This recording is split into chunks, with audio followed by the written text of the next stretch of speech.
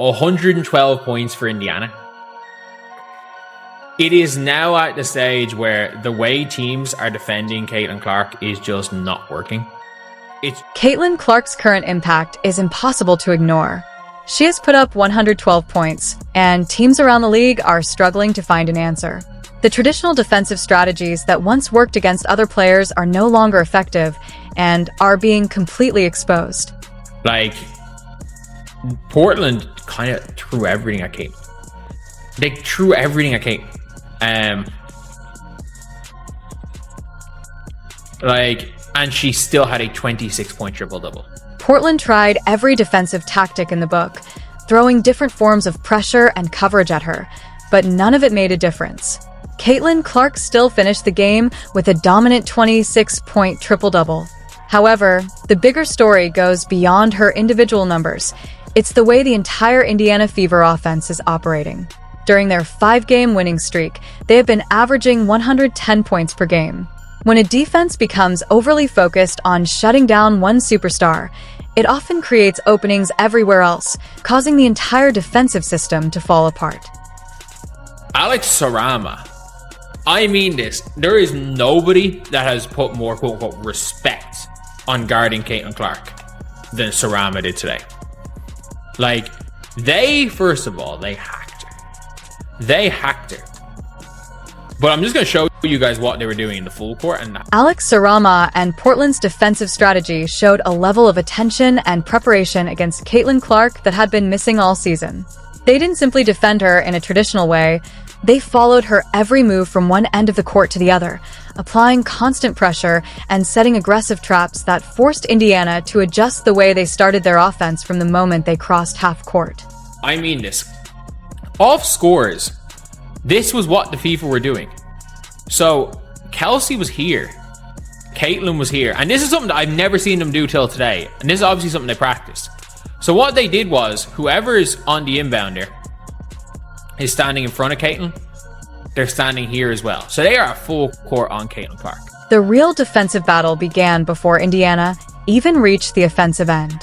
Portland's defender on the inbounder was positioning themselves right in Caitlin Clark's path, taking away her easy outlet option and preventing her from getting comfortable catches before the ball crossed midcourt. As a result, Indiana had to make quick adjustments, bringing other ball handlers over just to help break the pressure and successfully begin their sets. But the biggest chess match wasn't happening in the backcourt. It was after Indiana crossed half court, where Portland's defensive plan truly started to challenge Clark and the Fever's offense. Every single time Caitlin came off a screen, it was not a switch, it was not a hedge, it was literally, whoever Caitlin's player is, we are pushing Caitlin above the screen. And this player is coming out to here to meet Caitlin, and then we're getting around the screen. And Caitlin could be retreating toward the halfway line. It does not matter. We are holding the trap at all times. Every time Caitlin Clark came off a screen, Portland refused to make the usual defensive adjustments. They didn't switch assignments, and they didn't sit back in a drop coverage. Instead, they aggressively pressured her with a hard hedge, forcing the first defender to step up high while the screener's defender immediately closed in with a relentless double team.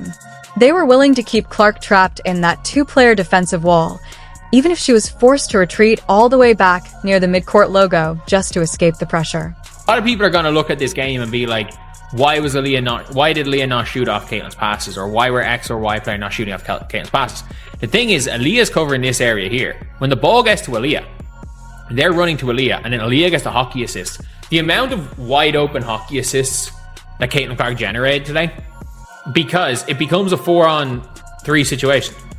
And the Indiana Fever, and this was the biggest problem in Caitlin's rookie year, is that teams, especially to start the year, were blitzing Caitlin off every ball screen. This is where the numbers start working against opposing coaches. When a defense sends two players to trap Caitlin Clark nearly 25 feet away from the basket, it immediately creates a 4-on-3 advantage for Indiana on the weak side. Earlier in her rookie season, the Fever often struggled to punish defenses for making that choice because the reads came too quickly and the spacing wasn't fully developed. But now, that uncertainty has disappeared, and Indiana is much more confident at recognizing and attacking those openings. Let's say Aaliyah's here, and they've sent Caitlyn's coming here, and they've sent the double here and here. If at any stage Caitlyn turned that corner, it was literally this player gets to here, Poch rides Caitlyn's hip, and they fell. They fell. Like, there was very little attempt to get the ball. It was... The defensive mindset became simple. Foul if necessary. If Clark somehow managed to break through the trap or turn a corner, the approach quickly shifted from normal basketball defense to a more physical, stop-at-all-costs mentality. Instead of trying to make a clean defensive play, defenders were focused on making contact, taking the foul, and forcing her to earn points at the free throw line rather than allowing her to finish plays in open space. On Holly Winterburn. So Caitlyn comes off, Caitlyn inbounds it somewhere, she gets it back, and Winterburn's late. So Holly's late, and you can see Holly, Caitlyn's going to the basket. It looks like Caitlyn's going to the basket. You can see Holly stepping across to just try get a blocking foul on Caitlyn. So Caitlyn goes and just, as she sees Holly coming in, one leg 3-point shot, not really a shot. Boom, I'm going to jump into her and I'm going to get the foul. Because it felt like, I don't know if it was a tactic thing or it was a player personnel thing, but every single time Caitlyn Clark burned the defender, instead of trying to beat Caitlyn to a spot, they were just like, we're getting to Caitlyn. Players like Holly Winterburn showed exactly how aggressive Portland's defensive approach was. Whenever a rotation arrived even a split second too late, the priority shifted from making a clean defensive play to simply stopping Clark's momentum at any cost. They focused on creating contact, disrupting her timing, and forcing her out of her natural rhythm. The goal was to slow the game down completely, turning Indiana's fast, flowing offense into a series of whistles and free throws, anything that could prevent Clark from taking control and energizing the entire arena. Was in this scenario is they were jumping this screen and they were trying to force Carla down, and if Carla ever came up off the screen, Caitlyn just held the blitz. Caitlyn and Lexi would hold the blitz, and then they would dare the other team to beat them 4-on-3, and they did early. Like early on in that game, the 4-on-3 game was working. Portland were actually killing them. They were hitting the threes, they were getting the ball to the corner, and like then they started going when Caitlyn was on Carly Samuelson in this scenario, is they just had Carly setting the screen and just popping to the top of the key, and they would just hit Carly Samuelson for 3. The defensive strategy was obvious. Force everyone besides Caitlyn Clark to make the difference. For certain stretches, that gamble paid off.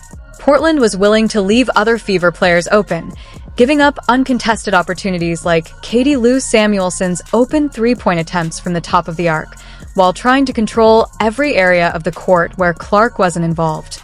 But maintaining that extreme level of attention on one player for an entire 40-minute game is nearly impossible. Eventually, the defensive pressure creates weaknesses elsewhere, and the structure begins to fall apart. Where teams are now like, well, we have to either make Caitlyn a scorer or make her a passer, and the pros now in this team are too good to lose in a 4-on-3 situation. You might have to just admit defeat and let Caitlyn, just admit, okay, Caitlyn, if she beats us, she beats us. Because if we focus all of our defense on trying to stop her, she's still going to get hers, and the rest of them are going to beat us. Opposing teams are facing the same impossible choice. Play normal defense and let Caitlyn Clark dominate, or send constant traps and watch her pick apart the defense with elite passing. Even with double teams, physical pressure, and aggressive schemes, Clark continues producing at a superstar level. The gap between her and other young guards is becoming obvious, while Aya Wilson remains at the top of the league's hierarchy. The real question now is whether any defense can slow Clark down over an entire playoff series.